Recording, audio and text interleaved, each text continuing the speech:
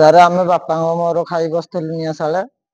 ସେ ଲୋକ ସମସ୍ତେ ଶୋଇ ପଡିଥିଲେ, ବାପାର ମୋର ବସିଥିଲୁ। ବାଘ ଆସିକି ବାପାଙ୍କୁ ଧରି ପକେଇଲା। କୁକୁର ଭୁକିଲେ, କୁକୁର ଭୁକିଲା ପରେ ବାପାଙ୍କୁ କହିଲି ବାଘ ଗଲା ତମ ପଛପଟୁ। ଗଲା ବେଳକୁ ବାପାଙ୍କୁ ମାଡି ବସିକି ଧରିଲେ। ମୁଁ ଯେତେ ବାଘକୁ 2-4 ପାହାର ବାଡେଇଲି, ସେ ଛାଡିକି ପଳେଇଲା।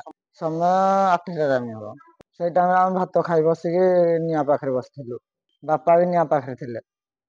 ସେ ବାଘ ସେ ଆମ ଗୋଟେ ସାହି ଭିତରେ ପଶିକି ଡାଇରେକ୍ଟ ଜବୁଟିକି ଆସିଲା ପୁରା। ଆସିଲା ଯେମିତି ବାପାଙ୍କୁ ଧରି ପକେଇଲା। ସେଇଠୁ ମୁଁ ଯେତେ କହିଲି ବାପା ବାଘ ଗଲେ ତମ ପାଖକୁ, ସେ ସେଇଠୁ ନ ଯାଇ ପାରିକି ସେଇଠି ରହିଗଲା। ପାଖକୁ ପହଞ୍ଚିଗଲା ଆସିକି ବାଘ।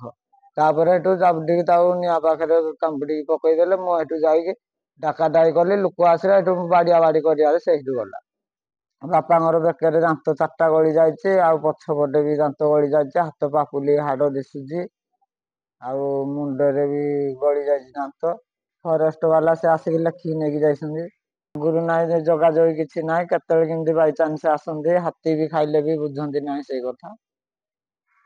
ଏବେ ଆପଣ ଯାହା କହିପାରେ, ଯୋଉ ଦେଖିକି ଯାଇଛନ୍ତି ସବୁ ଫରେଷ୍ଟ ବାଲା ଯାହା କହିପାରେ।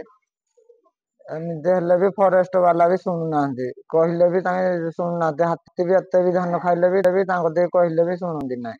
ଜୀବନକୁ ବି ବିପଦ।